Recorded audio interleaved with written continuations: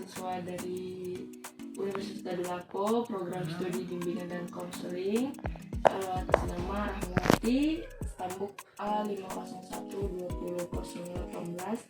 Jadi saya ucapkan terima kasih Bu sudah berkenan. Nah, ini tuh saya ditugaskan untuk mewawancarai guru bimbingan dan konseling yang ada di Palu mengenai tentang pemberian program-program karir di sekolah. Nah, itu bagaimana proses perencanaan untuk pelaksanaan layanan pada bidang bimbingan karir di sekolah itu? Kalau untuk pelayanan bimbingan karir itu kan biasanya kita kan sudah ada RPL, jadi sudah ada itu yang namanya tahapan-tahapan pemberian materi tentang karir. Kan ada juga itu pohon karir. Jadi anak-anak itu misalnya dia mau ke bidang apa, kalau misalkan penjurusan dia pilih SMA atau SMK. Nah, setelah misalkan dia pilih SMA atau SMK, kita beri gambaran SMK seperti ini nak, kemudian yang SMA seperti ini, masing-masing punya kelebihan dan punya kekurangan. Kemudian kita bisa berikan gambaran-gambaran tentang dunia kerja. Kalau biasanya saya tambahkan tes-tes tentang dunia kerja seperti apa. Toh pernah dapat kan yang ibu kasih ya, itu seadanya sih sebenarnya, maksudnya supaya ada gambaran nanti kalau misalkan habis selesai dari SMA lanjutan atas itu bisa terus kemana, dia kuliah kemana, itu dia pilihannya fakultas apa, kemudian dia bisa pilih pekerjaan seperti apa. Nah, kira-kira seperti itu kalau untuk apa namanya informasi tentang karir. Terima kasih Bu. Nah, selanjutnya apa saja yang melandasi perencanaan BK karir di sekolah itu? Yang melandasinya itu kalau misalnya dia mau dari SMP tuh, dari SMP dia mau ke SMA, itu ada jurusan kan, ada jurusan IPA, ada jurusan IPS. Sekarang tuh kayak kalau dulu masanya ibu yang sudah tua ya, masanya yang ibu yang sudah tua angkatan berapa itu kita dibaginya A1, A2, A3 gitu, fisika. Padahal kan sama-sama IPA toh, cuman masih dibagi lagi ada IPA, ya ada fisika, ada biologi, baru ada IPS, baru bahasa Indonesia. Nah kalau SMA kan IPA, IPS, bahasa Indonesia ya, bahasa Indonesia, kemudian sosial dulu, kelas sosial dulu tuh, ada kelas sosial. Oh iya. Ada kelas sosial, ada bahasa Indonesia. Nah seperti itu. Jadi landasannya karena dia masuk di SMA, maka kita berdasarkan klasifikasi penetapan kemana nanti arahnya dia untuk belajar selanjutnya. Seperti itu. Kalau kita dari SMP mau ke SMA, mungkin kalau SMA ya beda lagi toh. Iya. Seperti apa pencarian data yang dilakukan oleh Ibu untuk mengetahui program yang akan dibuatkan untuk siswanya itu, Ibu? Seperti apa pencarian datanya yang dilakukan oleh Ibu untuk pencarian data? Iya. Ya, kalau pencarian data misalnya ketika kita masuk di kelas itu kan kemungkinan besar kan kita sudah dapatkan data sebelumnya toh. Misalnya anak-anak ini cenderungnya kemampuannya di intelektualnya itunya ke eksak. Misalnya ke matematika dia lebih dominan kemampuan intelektualnya ke eksak, atau misalnya ada anak-anak yang kelompok anak-anak yang kemampuannya itu lebih ke sosial. Jadi kita arahkan, misalnya kalau dia punya kemampuan IPA bolehlah. Nah tapi kalau dia misalnya non eksak, misalnya kita sudah kasih gambaran non eksak seperti ini ya, kamu punya kemampuan misalnya, itu kan bisa ada gambaran kan. Kalau di Madani, kalau pernah di Madani, ini sekolah di mana? Ya saya sekolah di Sulawesi Selatan. Oh di Sulawesi Selatan. Pasti di Sulawesi Selatan sekolah mana? Di SMP 4. SMP 4 pernah di tes IQ? Iya pernah di tes IQ. Kalau tes IQ kan sudah ada penetapannya. Anak ini skor tingginya berapa, nah skor intelektualnya berapa. Nah itu ketahuan berarti dia bisa lari ke eksak. Eksak. Nah, oh ini dia skornya misalnya rata-rata, terserah. Kalau rata-rata berarti dia boleh ke IPA, dia boleh ke Sosial. Nah, tapi kalau misalkan dia di bawah, ya kita tidak bisa memaksakan diri untuk dia ke IPA tuh. Iya. Nantinya kalau misalnya kasihannya kalau dia memaksakan diri. Biasanya kan ada orang tua yang tidak oh masa aku di non eksak. Nah, otomatis biasanya kan ada apa namanya, ada dorongan untuk cenderung ke eksak, sementara dia tidak melihat kemampuannya anak ini bukan di eksak. Nah, jadi ketika dia berminat pada suatu mata ke suatu jenjang karir, nah kita kasih gambaran lagi. Kalau orang tua misalnya maunya menuntutnya begini, kasih gambaran. Pak, kita tidak mampu di sini. Nah, jangan nanti kasihan kan kalau putus di tengah jalan. Nah, seperti itu. Jadi kalau misalkan landasannya lagi bagaimana? Landasannya lagi kalau misalnya kita sudah kasih gambaran. Ini gambaran kamu mau masuk di SMA. Kalau kamu memaksakan diri, kalau di SMK kan bisa kita tidak terlalu berpatokan pada IPA, ya. Kan maksudnya pemaksaan untuk ke sana tidak sebesar tuntutannya SMA atau jadi kita kasih gambaran lagi. Maksudnya begini loh gambarannya, kalau misalnya kamu masuk di di IPA, kamu paksakan diri, nah sebenarnya nilainya kamu rata-rata saja, nah otomatis akan kesusahan untuk untuk berafiliasi atau untuk beradaptasi dengan pelajaran-pelajaran eksak. Kecuali misalnya ikut dituntut lagi, kalau misalkan dia memang punya kemauan toh, kalau dia punya kemauan, kemudian orang tua bisa kasih fasilitas, otomatis dia diikutkan kursus, tapi atas dasar dia juga mau. Jangan cuman orang tuanya yang berambisi kemudian dia ikut, tapi dia setengah hati. Jadi semuanya bergantung pada kemampuan dan kemauan. Nah, kalau hanya kemauan tidak punya kemampuan juga, kasihan juga. Tapi kalau punya kemampuan juga tidak punya kemauan, nah lebih ini lagi kan. Jadi kalau dua-duanya selaras, dua-duanya sejalan, otomatis dia akan, insya Allah dia akan bisa mampu, dia akan bisa begitu. Nah Ibu, bagaimana nih sistem pengorganisasian BK dalam melaksanakan program karirnya tersebut itu? Kan kalau di dalam ruangan BK itu sudah ada struktur organisasinya, kemana dia konsultasi kan. Nah, harusnya di kantor ini. Kalau di ini sama Ibu Zul itu paling pintar. Jadi kalau sama Ibu Zul ada bagan-bagan kalau misalkan karirnya, misalnya di kelas toh pada saat ada jadwal. Nah, pada saat kapan kita, cuman karena kita kemarin di SMP Madani kan tidak dikasih jam ya. Cuman kapan waktu kosong kasihan kita masuk. Nah, padahal itu kan lebih capek. Masih ini sekedar aja ya. Karena kalau misalnya dalam satu hari ada 3 atau lebih dari satu kelas yang kosong. Nah, kita cuma dua guru BK. Kemudian kita guru BK misalnya salah satunya tidak ada. Otomatis kita ini tuh mengatasi itu. Misalnya kita membawakan ini kelas 3, kita masih di kelas 3.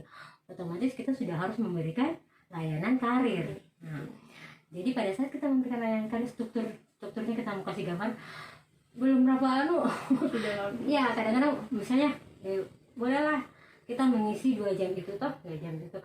Tapi 2 jam itu cuma sendirian, yang di sana lagi kosong misalnya. Ya kan cuma 1. Jadi kan tidak efisien. Jadi maksudnya tidak kadang-kadang tidak sampai selesai untuk memberikan dia layanan. Tapi karena kita baku bantu dengan Zul, maksudnya saya coba landasan karirnya itu, strukturnya itu biasa saya pakaikan tes KMS. Nah, itu kan sudah ada karir di situ. Nah, saya tambahkan juga karena saya dari fakultas psikologi, saya tambahkan dengan tes RMIB. Nah, kalau tes RMIB itu biasanya sudah di situ sudah bukan mengefisienkan waktu Iya. buat orang toh. Jadi maksudnya kalau kita bercerita panjang lebar sementara dia tidak mendapatkan gambaran pekerjaan apa yang bisa setelah nanti SMA, supaya dia nantinya tidak dia bisa up to date, maksudnya dia bisa kita bisa berguna nanti, tidak hanya monoton pada pekerjaan yang maksudnya itu saja, maksudnya informasi tentang yang ada cuma wawasan tentang pekerjaan. ya Iya, wawasan iya. tentang pekerjaan. Jadi dari landasan struktur itu kita berjalan. Ya, landasan struktur itu bisa lewat lewat RPL. Nah, RPL itu kan sudah di situ semua. Jadi lewat RPL sama ada struktur yang jadi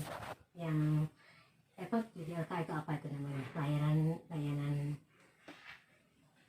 kalau misalkan di kantor ini sudah ada bisa digambar kan, atau bisa dengan struktur pohon karir. Cuman pohon karir itu biasanya anak-anak misalnya begini, ibu saya mau kita bikin pohon toh, ada pohon karir di sini, ibu saya maunya atas nama ini saya taruh di sini. Misalkan berapa anak, kalau anak-anakku ini misalnya ada berapa orang di situ tuh, ada 30 atau berapa, terus nanti pohonnya itu ditaruh daun sebanyak anak itu. Nah sebanyak anak itu misalnya Rahma saya pinginnya jadi guru BK, dia sudah tempel di situ Guru BK. ya guru BK. Misalkan ada saya mau jadi dokter, tapi dalam satu kelas itu Iya, betul. misalnya kan kelas apa, kemarin kelas apa nak? Hairil Anwar. Nah Hairil Anwar kelas 3 ini lah apa? Einstein. Nah kelas Einstein itu paling kelas yang agak yang agak tenang. Nah, jadi kita taruh, cuman karena waktu karena kondisinya di itu kita di tuntutannya guru BK di Madani kan tinggi sekali, apalagi sama kepala sekolah itu. Jadi kalau misalkan kita bikin semua, mana kita bikin laporannya, mana tiap hari anak-anak bermasalah, mana ada kelas kosong. Jadi betul-betul mau bikinkan itu pohon karir itu lama. Ya Allah, dibikinkan 15 kelas untuk pohon karir tiap ininya kan mau. Iya. Nah, sudah, jadi biasanya ditaruh atau ditempel kan ya namanya Rahma, namanya namanya kita tahu. Ditaruh sudah di situ, ditempel satu-satu sesuai dengan keinginan dan cita-citanya. Nah, kiranya nih Bu, program-program apa saja yang sudah terlaksana atau yang sementara berjalan nih Bu di sekolah? Kalau yang sudah terlaksana itu alhamdulillah bimbingan karir kepada anak-anak itu lewat tentang pemberitahuan informasi kemana arah yang bisa dia telusuri, apakah dia di SMA, apakah dia di SMK begitu, apakah dia akademik, kan biasa sudah ada toh. Iya. Ada yang maksudnya yang langsung kayak STPD ini kan ada jenjang SMA-nya ya, Iya. kalau tidak salah ya. Iya. Kalau tidak salah, terus dari situ kita sudah kasih informasi, kemudian itu tadi ditambahkan dengan beberapa informasi pekerjaan seputar nantinya kalau dia sudah selesai dari SMA. Mungkin sih terlalu cepat, tapi paling tidak dia sudah bisa gambaran. Karena waktu di SMP ibu juga baru dapat itu waktu ibu masuk di SMP Madani. Waktu di SMP kan tidak seperti itu kasihan. Iya. Tidak seperti itu kasihan. Jadi begitu ibu masuk di Madani, begitu ibu masuk di Madani, ada yang namanya kolom informasi kemampuan anak. Jadi mesti rekomendasi anak diarahkan kemana. Ada rekomendasi itu. Ada sekolah-sekolah tertentu yang meminta rekomendasi berapa nilai anak dari semester 1 sampai semester 5 gitu. Jadi sudah ada gambaran guys, sudah ada gambaran, misalnya kelas 1 dia nilai IPA-nya di atas rata-rata, kelas 2 di atas rata-rata juga, kelas 3 baru dijumlahkan setelah dapat hasilnya itu, kemudian nanti diarahkan boleh ke IPA. Nah kalau misalkan nilainya rendah ya kita kasih sarannya boleh ke boleh ke kalau mau memaksakan deh papa mau, biasa rata-rata ibu saya tidak mau IPA semua, tapi terserah kamu. Kalau misalkan kamu merasa mampu kayak kamu ambil lah, tapi sudah kita kasih gambaran nilainya lah cuma segini. Nilainya cuma segini begitu, jadi ya otomatis kan tergantung dari dia lagi kan. Takutnya karena yang menjalani dia tuh menjadi anak itu sendiri. Nah, ibu, apakah ibu pernah di sekolah itu ibu pernah menjalin kerjasama dengan organisasi yang ada di sekolah juga, mungkin OSIS ibu, atau misalnya kayak meminta bantuan kepada OSIS misalnya? Iya pernah, jadi masih sama anak-anak OSIS. Kalau misalnya kayak waktu tambahan kelas apa ya, pernah waktu di Madani yang sampai sore itu kan sampai sore sampai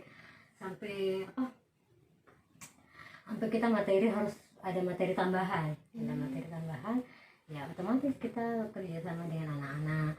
Nanti misalnya kalau bisa ya OSIS kasih gambaran ke anak kelas ini cocoknya dia bikin kegiatan apa yang sesuai dengan sesuai dengan jumlah anak yang disesuaikan dengan kemampuan belajarnya gitu kan.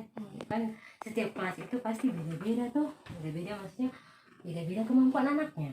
Nah, misalnya kalau diklasifikasikan kelas kayak kelas kemarin itu kelas Sis Al-Jufri, terus kelas apa lagi namanya, ada berapa, misalkan 5 kelas toh, 5 kelas itu masing-masing kan. Kalau di Madani itu tidak seperti di SMP 4 sekarang, SMP 4 lebih banyak sampai berapa kelas. Nah jadi itu pengklasifikasian anak tergantung dari kita lihat mayoritas anaknya kemampuan eksaknya, ya maksudnya kemampuan EQ-nya tinggi. Nah dari EQ itu kemudian diarahkan, anak ini masih dikasih aja, ini saja kayaknya lebih mampu.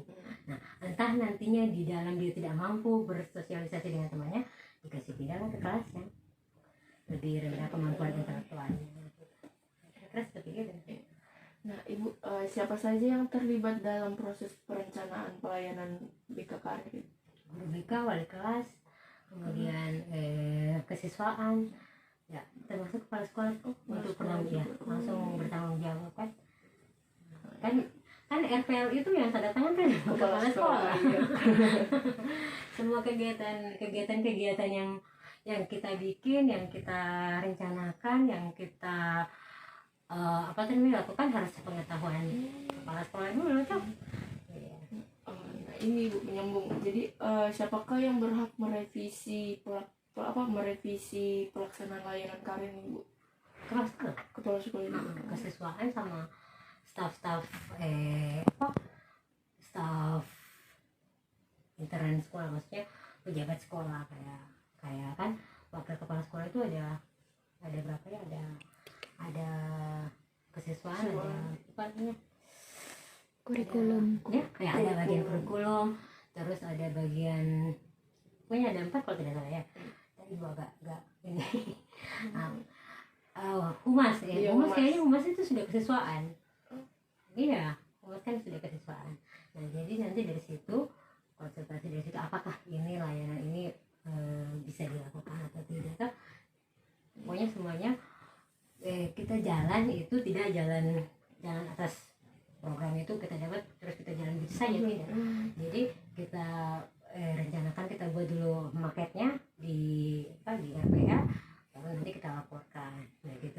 Nanti aplikasinya itu baru kita ini kan kasih lihat kesiswaan, kasih lihat kurikulum, kasih lihat pembantu kepala sekolah Nah ini bu, pertanyaan terakhir ini bu. Bagaimana tanggapan ibu tentang program BK di sekolah itu ibu yang saat ini bu lakukan? Maksudnya tanggapan apakah timbal baliknya Iya, gitu? timbal baliknya. Biasanya begini, kan kita masing-masing guru tuh kadang-kadang kan kita tidak tahu ini anak senang nggak, ya Pak apa boleh buat. Tidak 100% kita mau apa namanya, maksudnya mau disukai kan. Nah, jadi ada biasanya kita sudah maksimal mengerjakan itu program-program, entah gitu. Iya. Ya sudah, terserah, yang penting kita, yang penting maksudnya kita apa namanya, Sudah semaksimal mungkin. ya semaksimal mungkin melakukan pekerjaan yang sudah dikasih ke kita. Atau misalnya kan ada tipe-tipe nantinya kamu juga kan jadi guru tipe-tipe guru yang ini anaknya kenapa anak terus main supaya dia hilang semua. Aduh, siapa yang salah? Saya yang salah apa gurunya yang salah? Apa anaknya yang salah? Nanti kita introspeksi lagi gitu. Kayaknya kita ini. Jadi kita ini lagi baru nanti habis itu timbal balik. Biasanya kita bisa ada waktu kita tanyakan, ini kamu udah senang nggak? Mesti senangnya di mana? Kalau tidak senangnya di mana? Jadi kita bisa setiap saat kan yang namanya guru itu harus ada improvisasi renovasi, maksudnya apa ya? Renovasi deh, apa istilahnya yang maksudnya supaya pekerjaan itu tidak membosankan anak, kemudian kita juga tidak jenuh menghadapi Memberikan anak inovasi yang yang baru. memberikan inovasi yang baru. Misalkan kan anak-anak kan karakternya, latar belakang permasalahannya juga beda, kemudian apa namanya kemampuan intelektualnya juga beda, sama daya tangkapnya, daya nalarnya juga ya beda. Jadi kalau misalnya kan kita kan di sekolah yang plural ya, yang begitu beragam ya maksudnya. Jadi kalau misalnya kita tidak tahu intelektualnya, kita tidak punya landasan intelektualnya gimana, emosionalnya bagaimana, kemudian spiritualnya bagaimana, ya otomatis kita kaget kan. Ternyata misalnya ajarannya seperti ini, kemudian kita bagaimana caranya supaya tidak bersinggungan tuh, maksudnya sebisa mungkin tidak menghasilkan, kita mengajar tidak menghasilkan konflik. Apalagi anak-anak CMK kan masih sensitif kasihan gitu, terus juga masih perlu bimbingan, masih labil. Jadi ya kita yang namanya kita guru BP dituntut untuk profesional kan, maksudnya tidak, kadang-kadang kan kita terbawa apa ya, namanya sifatnya kita juga namanya manusia kan, biasanya sudah anak ini kita nggak usah di ini, anak ini tapi semaksimal mungkin kita harus memberikan pelayanan yang sama-sama tidak mendiskriminasi anak, tapi maksudnya bagaimana upaya supaya dia bisa tetap mampu kita bimbing sampai akhirnya dia selesai. Gitu kan ada apa ya, ada semacam kepuasan tersendiri begitu kita misalnya menangani anak yang tadinya sudah tidak mau untuk itu namanya berkarir toh, sudah tidak mau berkarir. Jadi bagaimana caranya kita motivasi lagi, jangan sampai selesai ini kita sampai selesai SMP jangan, sakit sekali ya saya gitu, sampai selesai SMP saja terserah kau mau SMA kemana gitu toh. Jadi bagaimana caranya kita jadi guru BP yang selain kita bisa memberikan ilmu, kita bisa bersedia menjadi tempat untuk dia Berkeluh kesah. ya, menerima jauh, dibohongi lagi nomor alamatnya. Anaknya bohongi lagi, didapat sana cuma tidur. Ya seperti itu. Jadi apalagi kalau misalkan sudah akhir kelas 9 tuh, jangan sudah nomornya tinggal berapa ini lagi, tinggal berapa ini. Tapi ada anak yang betul-betul bisa sesuatu yang mau ibu. Bagaimana caranya kita ini kita cari lagi kenapa dengan gurunya kah dulu, dengan anaknya kah, dengan teman-teman yang lain. Nah habis cerita begitu di rumah mungkin bagaimana menghadapi, kalau kayak kamu bisa begini bawa motor terus ke rumahnya anaknya ya. Kalau orang tuanya ini kooperatif maksudnya bisa ada bisa ada saling, kalau kita yang dimarah begitu apa juga sampai diurus begini kita kan cuma menjalankan tugas. Jadi kan itu terasa ada kadang orang tua yang datang ke rumah, ya anakku sudah mau tinggal berapa bulan, kenapa dek? Berarti bapak bagaimana di ini, atau ibu bagaimana di rumah, sampai dia bukan cuma menyalahkan kita juga, tapi ada bapak dengan ibu sudah menitipkan ke sekolah ini, berarti sudah ada perjanjian kan ya, untuk sama-sama selesai dari situ. Insya Allah kalau kamu jadi guru BK nantinya kan ada maksudnya ada kesenangan Allah. Tapi kalau dibilang dapat, ya sudah. Biasanya kita ingin, aduh, malas sekali kalau dapat anaknya. Ya, takutnya juga ada kecemasan sendiri dan maksudnya, aduh, kayak kalau yang begini kita ketemu di jalan, kalau misalkan dia tidak terima, begitu tuh maksudnya ada anak-anak yang apalagi kalau misalkan anak laki-laki kan, mungkin dia tidak terima di Betapis sekolah ini, jadi ya kita harus ini juga kan, harus tetap minta koordinasi dengan kesiswaan dengan kepala sekolah. Jadi gimana sudah nanti kan, jadi tanya memang sulit itu. dia sudah rasakan semua itu kan, apa namanya sudah lebih rasakan karena saya Putri kasihan. Saya itu dari SLB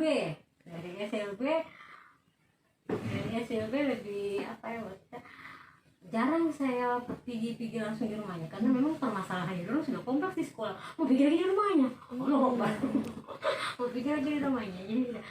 Jadi tapi kalau di SMP, nah kita menghadapi orang yang normal secara fisik, secara intelektual, ya. Tapi ternyata lebih besar apa tuntutannya untuk guru BK gitu. Jadi seperti itu. Apa sudah mau yang penting kamu ini? Air putih aqua. Iya. Alhamdulillah.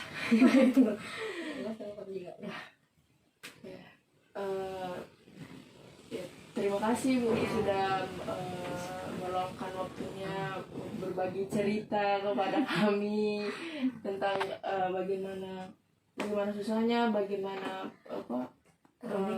rumitnya ternyata menjadi guru BK ya. Itu biasanya kita beda sama guru pelajaran lain.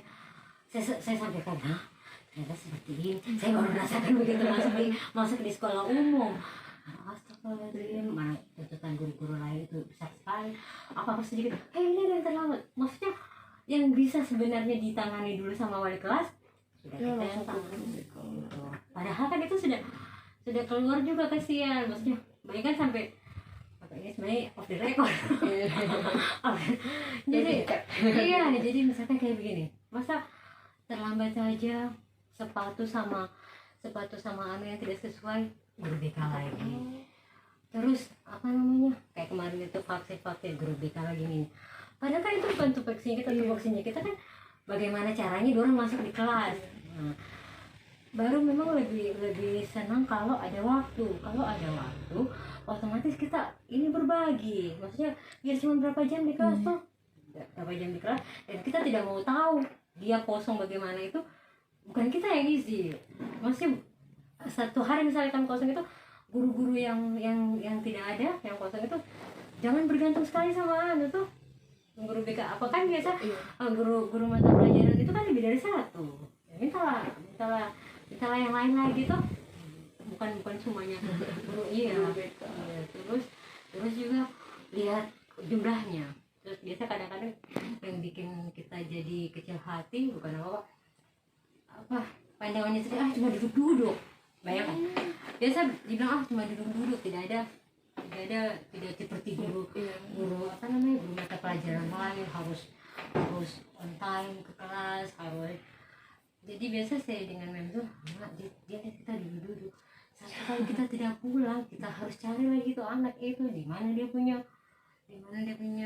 rumah, di mana orang tuanya. Kadang juga begitu datang orang tuanya tidak mau terima.